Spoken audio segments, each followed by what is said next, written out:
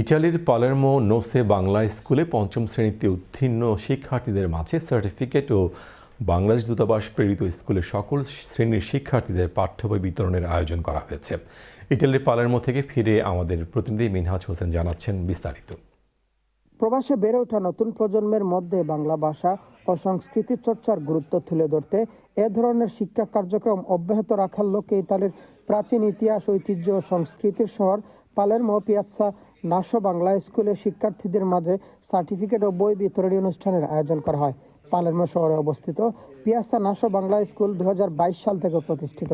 এই শিক্ষা প্রতিষ্ঠানে 2025 সনে পঞ্চম শ্রেণী থেকে উত্তীর্ণ ছাত্রছাত্রীদের মধ্যে সার্টিফিকেট বিতরণের আয়োজন করা হয়। একই সঙ্গে ক্লাস 1 থেকে পঞ্চম শ্রেণীর শিক্ষার্থীদের মাঝে ইতালিস্থ বাংলাদেশ দূতাবাস থেকে প্রেরিত পাঠ্য বই বিতরণ করেন দূতাবাস কর্মকর্তা।